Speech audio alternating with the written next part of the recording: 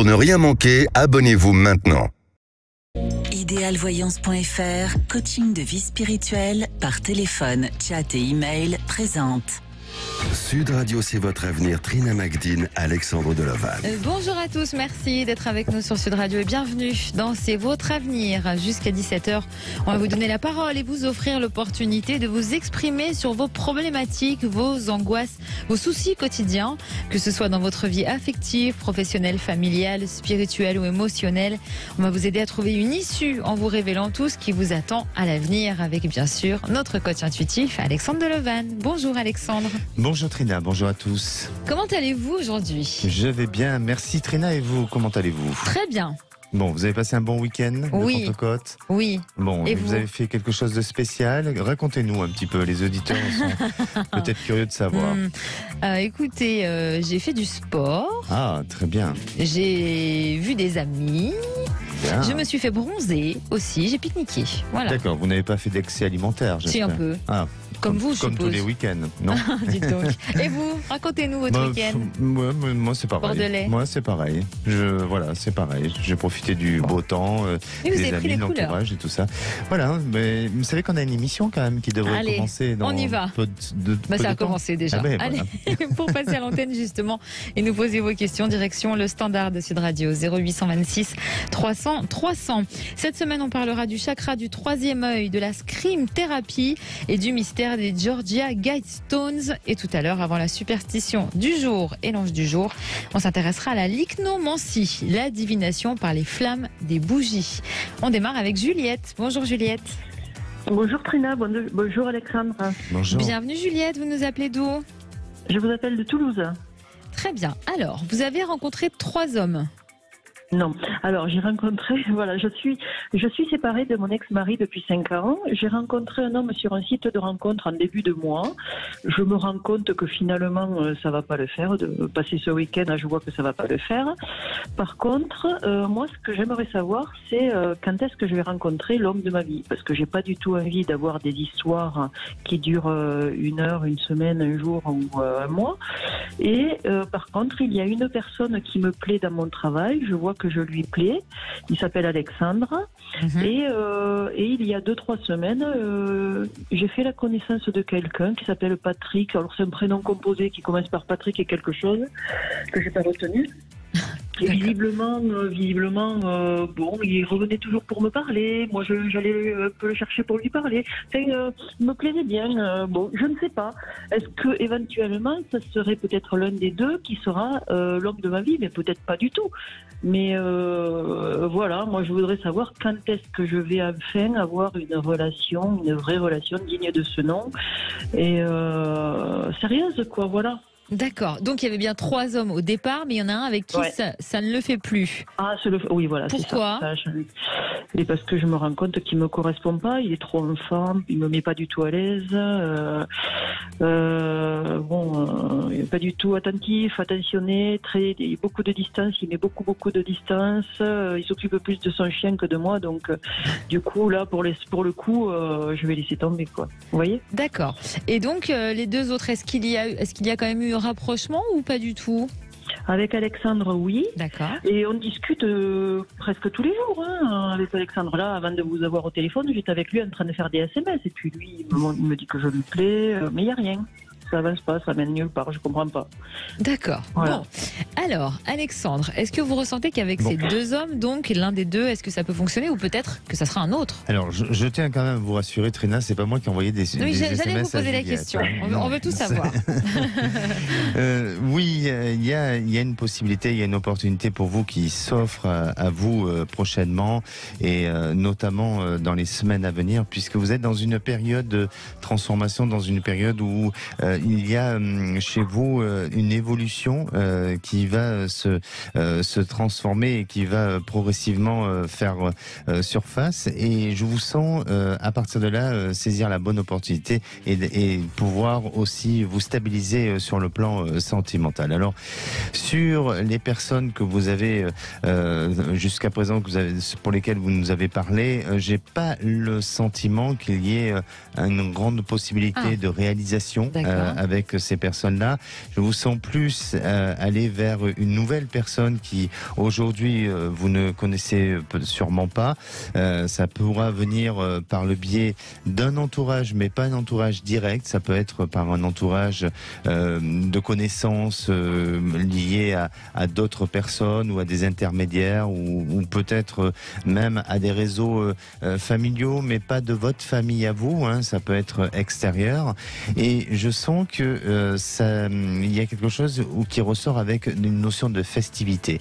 Donc on rentre dans une période estivale. Donc je ne sais pas si dans votre région ou dans votre ville il y a beaucoup de manifestations ou d'événements sur lesquels vous participez, mais j'ai l'impression et le sentiment que vous pouvez à un moment donné être dans un lieu comme ça où là il y a un événement assez sympa et vous permettre aussi à ce qu'il y ait une réalisation sentimentale et une belle rencontre. Alors restez confiante et aujourd'hui vous posez des questions sur certaines personnes et peut-être que jusqu'à ce que je vous vois vous installer et aller vers une stabilité sentimentale, jusqu'à ce moment-là peut-être que vous allez encore rencontrer d'autres personnes, c'est possible, mais ne soyez pas inquiète si vous ressentez pas une alchimie, si vous avez l'impression que tout ça est éphémère ou que ça ne prend pas, parce que pour moi ce n'est pas lié au fait que vous êtes dans une situation de blocage ou que ce n'est pas possible de vous réaliser sentimentalement, mais tout simplement parce que vous n'avez pas rencontré la bonne personne et pas la bonne période et le bon moment. Bon, ça sera quand alors le bon moment le bon moment, écoutez, je parlais de période de festivité, de période estivale et autres, donc là on y arrive, on est à l'approche de l'été, donc j'ai vraiment le sentiment que pour vous êtes dans cette période de transformation, dans cette période de mutation, donc courant des semaines à venir, des mois à venir, d'ici le mois de juin jusqu'à la période d'octobre, vous êtes justement dans cette période de rencontre et vous verrez que c'est une personne qui, au départ, vous paraîtra un peu, je dirais, étrange dans sa manière de vivre, peut-être dans sa personnalité, dans son comportement, mais à la fois vous allez vous sentir attiré et il y a une entraide où il y a une écoute et surtout ensemble vous allez énormément communiquer, vous allez avoir une compatibilité de caractère. Et je vous sens vouloir essayer d'aller plus loin et d'essayer peut-être de vous connaître plus, puisque cette histoire va durer, ça portera ses fruits dans l'avenir. Bon, vous avez assez de précision, Juliette. Et oui, très bien, voilà, parce que je me demandais si ça valait... Parlez bien dans votre téléphone, s'il vous plaît, on vous entend pas. Je me demandais si ça valait le coup encore de chercher et d'attendre ou que je devais laisser tomber et puis finir ma vie toute seule, quoi. Voilà. Non. Bon, Juliette, vous pouvez chercher, ça peut occuper le temps, mais je crois que tout simplement votre cœur, est ouvert. Donc vous verrez qu'à un moment donné, vous allez attirer la bonne personne parce que vous êtes dans cet état d'esprit-là et dans cette énergie-là. C'est juste une question de patience et puis les personnes avec qui vous êtes aujourd'hui, si vous sentez que c'est compliqué ou il y a quelque chose qui ne se fait pas, je ne veux pas dire qu'il faut pour autant ne pas persévérer, mais ça donne peut-être une réponse à la suite, à la suite de tout ça, quoi. Merci Juliette d'avoir été avec nous. Merci beaucoup. À bientôt Juliette. Oui, au revoir. Allez, on va s'intéresser dans un instant à la lycnomancie et on vous attend sur Sud Radio si vous avez des questions. 0826 300 300. À tout de suite. Sud Radio, c'est votre avenir, le sujet du jour. Et oui, ce mois de mai, c'est votre mois d'anniversaire, Trina. Oui. Vous avez soufflé vos bougies. Mais là, on va parler d'autres bougies puisque vous allez nous parler de la lycnomancie. Oui, ça vient du latin lycmus qui signifie lumière et de mancie qui veut donc dire divination. C'est la divination par l'interprétation des flammes d'une bougie. Son origine remonte au Moyen-Âge. On faisait brûler une bougie dans la chambre où s'était produit le décès d'une personne et la bougie restait allumée durant les 7 jours qui suivaient le décès pour assister le défunt dans son ascension vers l'au-delà. Par la suite, c'est devenu une méthode de divination ancestrale basée principalement sur le mouvement de la flamme, son intensité et sa couleur. Ah oui, on est loin de fêter ses bougies pour son anniversaire. Ah bah oui, là c'est clair. Effectivement. Alors, comment on procède concrètement? Il faut absolument être dans une pièce très sombre et silencieuse. Il vous faut 3 bougies. Enduisez les bougies d'huile d'olive ou d'huile d'amande douce pour les charger. Ensuite, allumez la première bougie avec une allumette, puis allumez les autres avec la première bougie. Les 3 bougies doivent être espacées d'une vingtaine de centimètres et former un triangle équilatéral. Placez un miroir qui vous aidera à mieux vous concentrer sur les flammes et à déceler plus facilement leur mouvement. Ensuite, concentrez-vous sur la question posée en fixant les flammes. La question doit être claire, précise et courte. Et quand la séance de lycnomancie est terminée, ne soufflez pas sur les bougies pour les éteindre. Utilisez plutôt une cuillère que vous poserez dessus pour ne pas annuler les effets du rituel. Il faut faire attention, il ne faut pas aller se balader et revenir avec les bougies allumées. Attention. On ne laisse pas les bougies sans surveillance. Exactement, il faut avoir des précautions sur ça. Et quelles sont les différentes interprétations? Alors, par exemple, si l'une des flammes est plus lumineuse que les autres, c'est signe de chance. Si 2 des flammes bougent beaucoup, c'est qu'une surprise est à venir. Et si toutes les flammes brillent de façon éclatante, ça annonce une période faste. Si la flamme crépite, c'est signe que quelques problèmes apparaîtront dans le futur, mais qu'ils seront faciles à résoudre.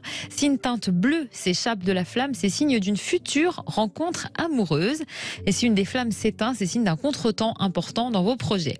Si la flamme tourne, c'est signe qu'il y a un traître dans votre entourage. Ça peut être aussi un adultère. Et enfin, si vous percevez les couleurs de l'arc-en-ciel dans l'une des flammes, ce qui est très rare, c'est signe de la présence d'un ange. Oh, c'est beau. Hein? Alors, si justement, je sais pas, j'allume une bougie bleue et qu'elle se met à crépiter, ça veut dire qu'il y a une éventuelle rencontre avec une femme de caractère? Alors, voilà. Hein? Vous êtes très fort en interprétation, dites donc. Non, c'est juste de la déduction par rapport à ce que vous avez annoncé, Vous avez déjà fait ça, de la lycnomancie? Non.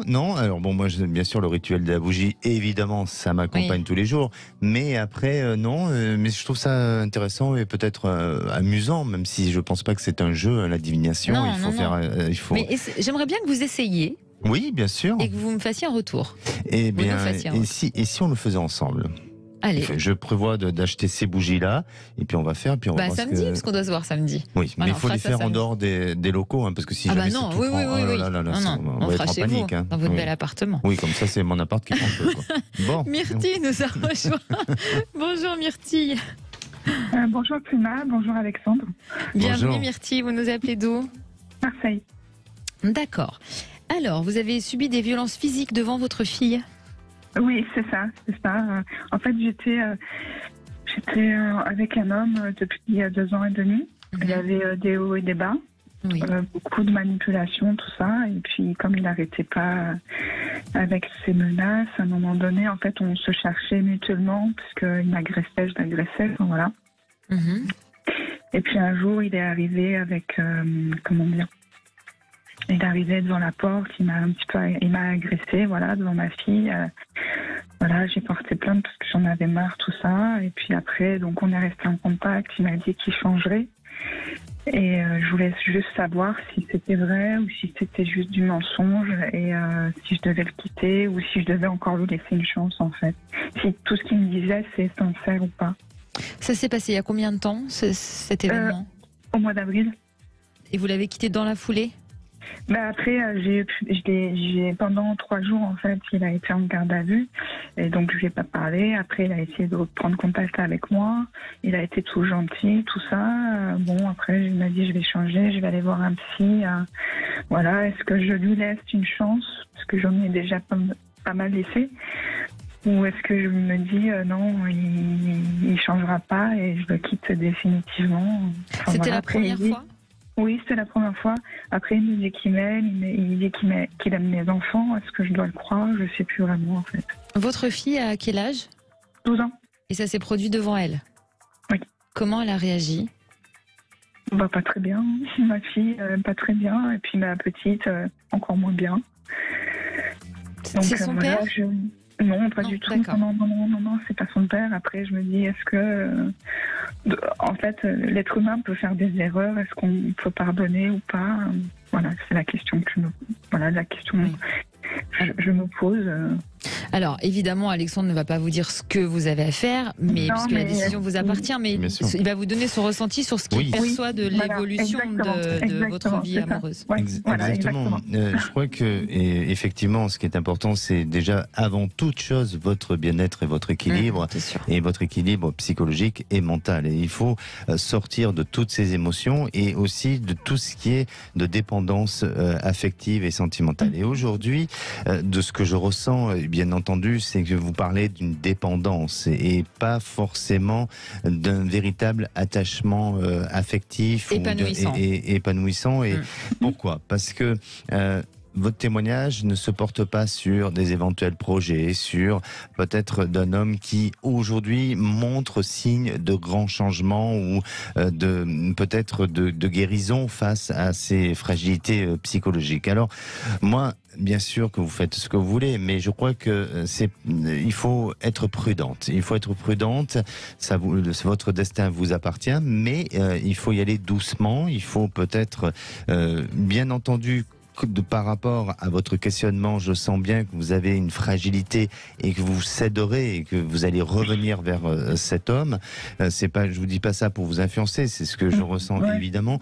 Mais ça veut pas dire que le pardon permet de tout excuser. Ça veut pas dire qu'on efface des souvenirs. Ça veut pas dire que on efface une mémoire. Mais bien au contraire, vous devez le mettre à l'épreuve sur un conditionnement de vie de manière à ce que ils se tiennent correctement et que ça puisse tous les deux, parce que c'est pas seulement lui, c'est mais vous aussi, qu'on puissiez avancer sur un chemin serein et avec une grande confiance et surtout avec du respect et non pas de traumatiser des enfants, parce que à la fois, et vous allez dire que je suis un peu dur, mais à la fois c'est vous qui avez choisi votre vie aussi, même si parfois on choisit pas tout le temps, hein, on se retrouve embarqué dans quelque chose et on a du mal à en sortir, mais il y a aussi des enfants à côté de tout ça, et c'est ces enfants-là pour lesquels vous devez protéger, que vous devez penser aussi à essayer de faire en sorte que eux ne soient pas affectés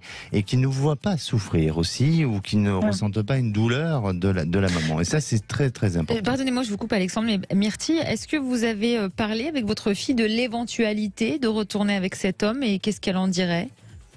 Ma fille, non, elle veut plus. Enfin, mes Elle filles, veut plus. Bah oui. Non, bien sûr. Donc, moi, de ce que je ressens, et voilà, je sens une petite fragilité, comme si vous avez besoin de lui laisser une seconde chance, comme si c'est plus fort que vous, hein, mais il y a cette dépendance sentimentale qui est là, mais allez-y doucement, c'est-à-dire que ne foncez pas la tête baissée, peut-être qu'il est peut-être plus prudent encore de chacun chez soi, de se voir dans des conditions différentes, et puis surtout qu'il vous montre qu'il change, qui vous montre qu'il est pris en charge médicalement, parce que s'il en a fait aujourd'hui de la garde à vue, vous avez parlé de garde à vue, hein, c'est que bon, il y a quand même, à mon avis, une bonne violence par rapport à ça. Donc pour moi, c'est quelqu'un qui doit être suivi aussi à ce niveau-là.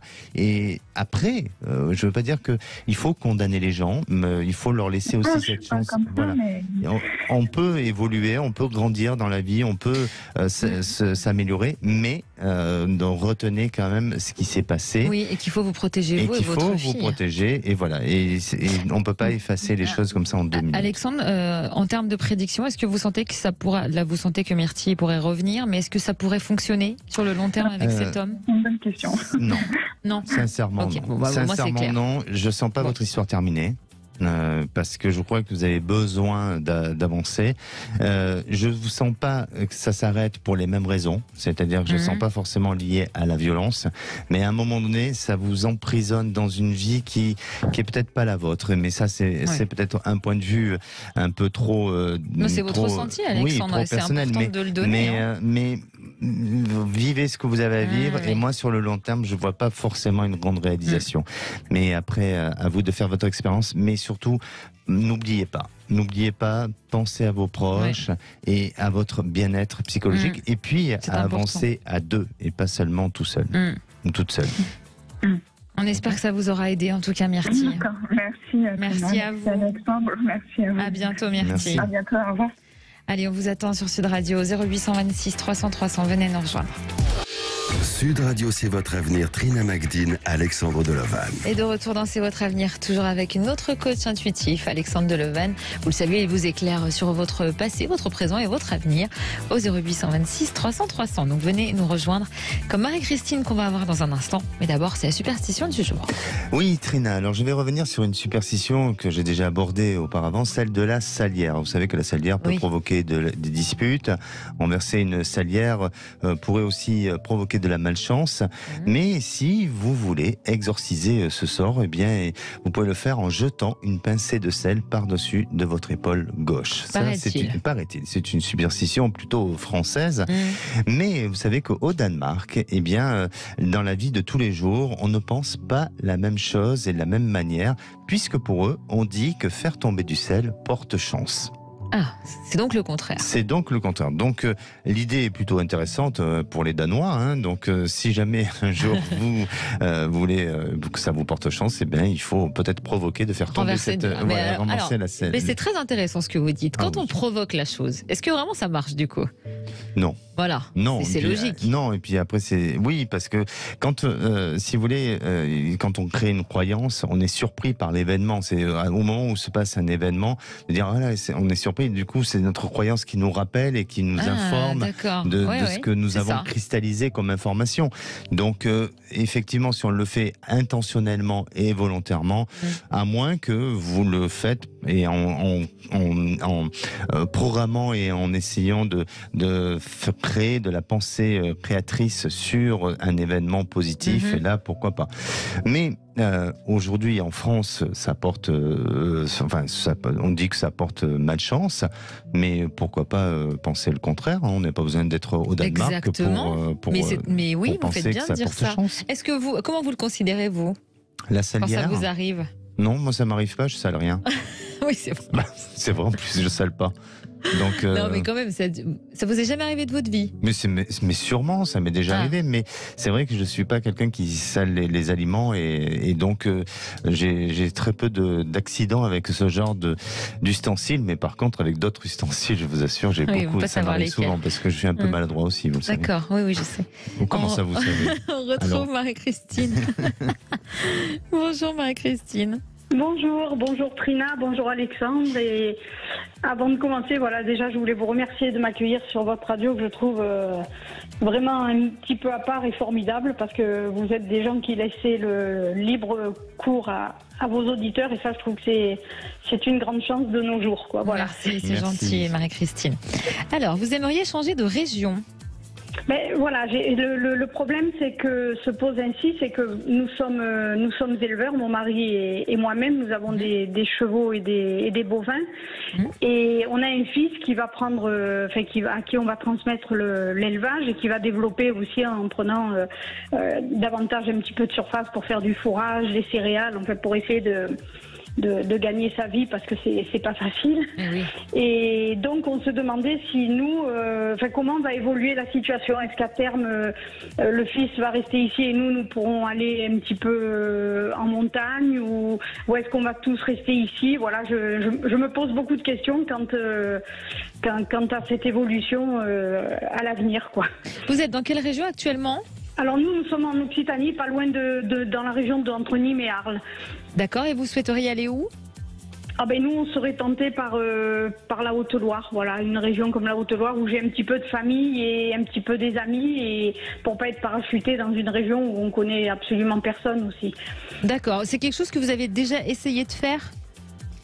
Alors on avait pris des contacts assez sérieux il y a plus de 15 ans.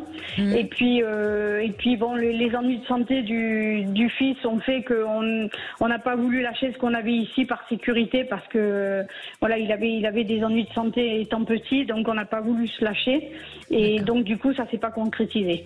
D'accord. Alors Alexandre, selon vous, est-ce que ça va pouvoir se faire, ce déménagement ? Et si oui, quand ? Bien sûr. Oui, j'ai l'impression que oui, Marie-Christine. Bon. J'ai l'impression. Alors je vais aller un peu plus loin pour voir vraiment si ça va se faire. Et pour ça, j'ai besoin de votre aide, Marie-Christine. Il va falloir me donner une couleur en pensant à votre projet, s'il vous plaît. Alors une couleur, moi je dirais le vert. Le vert, plutôt clair foncé ? Le vert prairie, vert clair. D'accord. Alors effectivement, vous allez aller dans cette réalisation-là. Pour l'instant, je vous sens encore devoir peut-être éclaircir certains aspects, certains points, peut-être aussi d'un point de vue familial, de cette organisation avec votre fils et les deux enfants. Et donc, il y a, je dirais, des éléments à devoir éclaircir, à devoir aussi peut-être améliorer pour que ce départ se fasse sereinement et avec beaucoup plus de succès et beaucoup plus de réussite par rapport à ce que vous avez projeté sur l'avenir. Maintenant, sur le lieu, parce que vous changez, il y a un changement de département, il y a un changement de lieu. Pour moi, oui, ça va se faire. Il y a quelque chose de bien, il y a quelque chose de plutôt positif. Ça vous amène même à vous rapprocher de certains, soit d'un certain entourage ou de certains liens, peut-être aussi d'un rapport à une famille ou autre, mais il y a quelque chose qui vous rapproche et surtout, on dirait qu'il y a un attachement qui est lié surtout du côté de votre mari. Donc je ne sais pas si par rapport à un endroit, un lieu, l'attachement, il y a un attachement affectif ou il y a quelque chose de plus important pour votre mari que pour vous? Non, non, il aime bien toute cette région-là, mais pas, non, on n'a pas de plus d'attachement que ça. Non. Est-ce que ça serait lui qui, par hasard, aurait décidé à un moment donné ou aurait donné la motivation à aller dans cet endroit-là, plus que vous, dans un premier temps? Peut-être, oui. Probablement. Oui. L'opportunité qu'on a eue il y a plus de 15 ans, c'est moi qui ai un petit peu freiné parce que bon, le fiston avait des gros soucis de santé et à l'époque mon mari était pas dans l'élevage, donc il avait un emploi qui était stable et moi je voulais pas qu'on lâche tout pour. Alors c'est ça. Effectivement. Et là aujourd'hui, vous allez main dans la main dans ce projet, vous allez valider, vous avez donné votre aval pour pouvoir le faire. Alors bien sûr que je vais anticiper parce que je sais que notre chère Trina va dire oui, mais quand. Exactement, exactement. Voilà. Vous connaissez, dites. Oui, alors c'est dans peu de temps. C'est dans peu de temps. Pour moi, j'ai l'impression que sous une période d'un an, un an et demi, on est dans une période de prise de décision, de choix. Alors, ça peut durer entre 1 an et demi et 3 ans. Je ne sais pas si ce sont vos échéances. Mais en attendant, vous êtes dans cette transformation, dans cette évolution progressive. Et vraiment, je vous sens arriver à cette réalisation-là. Donc, ce n'est pas qu'un rêve. Ça sera bientôt une réalité pour vous. D'accord. Et le fils restera ici, alors, ou dans un premier temps? Oui, il restera ici parce que je crois que même par rapport à l'activité, il aura envie de développer autre chose et ça lui donnera peut-être plus d'autonomie de ne pas avoir ses parents à ses côtés, ou ça va le responsabiliser. Oui, puis il a sa sœur qui reste aussi avec lui, donc... Exactement. Bon, voilà. D'accord. Donnez-nous de vos nouvelles, Marie-Christine. Oui, plutôt, oui, c'est encourageant, merci beaucoup. Merci à vous. J'étais un peu dans le brouillard et voilà, merci encore pour tout et bonne continuation. À vous aussi, Marie-Christine, merci. Au revoir, Alexandre. Allez, on passe à l'ange du jour. Alexandre, quel ange on célèbre le 30 mai? Alors aujourd'hui, vous savez qu'en fait, les Ferdinand, les Ferdinand, les Jeanne, les Régine. C'est vrai? Oui, et puis on pourrait même fêter les Guillaume. Vous en connaissez, vous, des Guillaume? Oui, j'en connais. C'est généralement, les Guillaume que je connais, ils sont souvent coquins. Ils sont, non? Les vôtres? Non, je vois pas. Vous voulez en venir où? Non, parce que vous avez un fan qui s'appelle Guillaume. Et justement qui voulait absolument que je vous passe le message pour vous embrasser. D'accord, je l'embrasse aussi. Je ne le connais pas, mais merci à lui pour sa fidélité. Mais aujourd'hui c'est pas sa fête. Bon. Allez, le dicton du jour. Alors comme c'est la Saint-Ferdinand, temps de Saint-Ferdinand, chaleur et soleil riant. L'ange du jour qui gouverne cette journée, c'est Rochelle. Il aide à vous rendre ce qui vous a été pris et à retrouver ce qui vous avez perdu, ce que vous avez perdu tout au moins. Il apporte succès et renommée, il développe aussi la vigilance et il donne l'intégrité. Sa forme d'invocation est celle de dire, pour faire une bonne invocation, vous pouvez Lui dire. Ben voilà, lui dire. Donne-moi force et courage pour que je puisse avancer dans mes projets. Et puis n'hésitez pas à le visualiser avec la couleur violette et rose. Oui, je me suis mélangé un peu les pinceaux, vous voyez, c'est J'aime bien, des moi. perturbations, tout ça. Ouais. Et sa pierre de chance, c'est le cristal de roche. On adore. Ah, on adore, oui, bien sûr. Alors, selon la tradition chamanique, vous savez que le cristal de roche était considéré comme une pierre sacrée symbolisant la clairvoyance et la sagesse. Alors, cette pierre est une pierre fine qui a la particularité de recevoir, d'émettre et de transformer, et même d'amplifier les énergies et de permettre aussi les énergies vibratoires d'un lieu. C'est très important.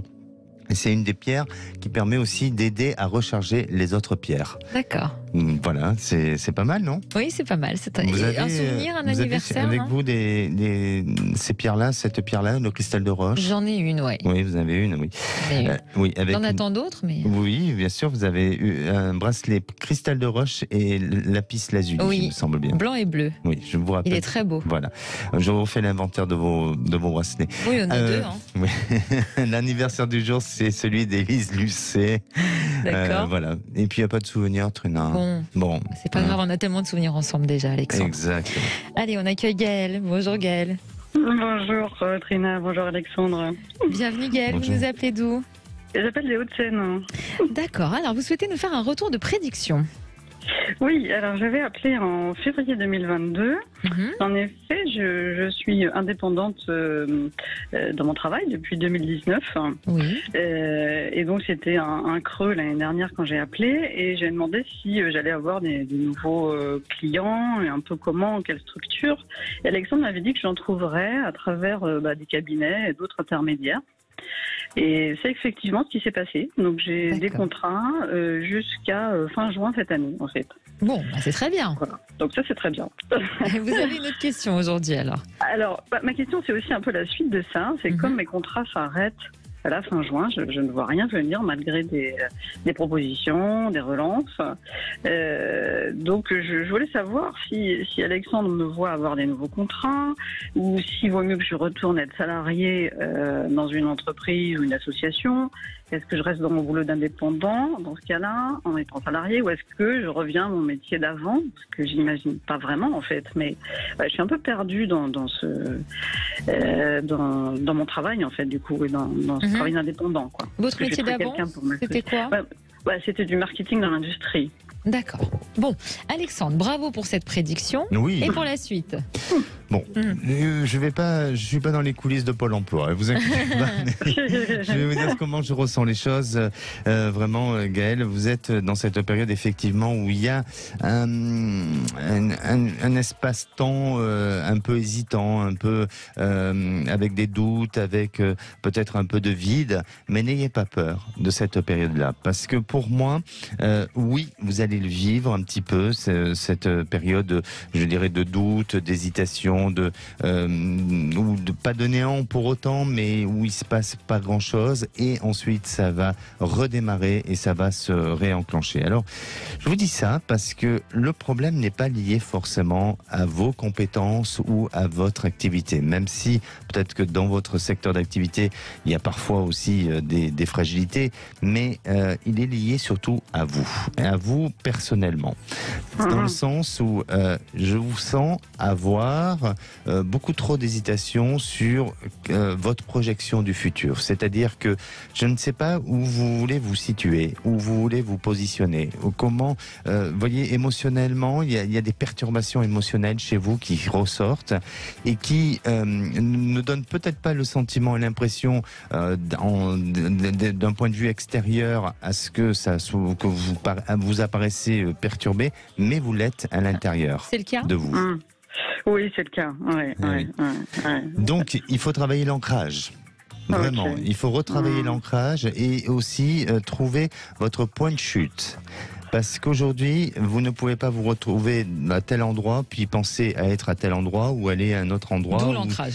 Voilà, exactement. C'est comme si j'avais l'impression que j'ai une Gaëlle qui était un peu en mode satellite et qui survolait certaines choses, mais qui n'arrivait pas à se mettre dedans. Vous voyez. Alors, je dis pas que vous n'êtes pas compétente dans votre activité professionnelle, mais travailler, c'est important de travailler cette notion d'ancrage et surtout de vous maintenir à un projet et de ne pas ou que votre pensée ne navigue pas trop sur d'autres aspects et vous éloigne d'une réalité.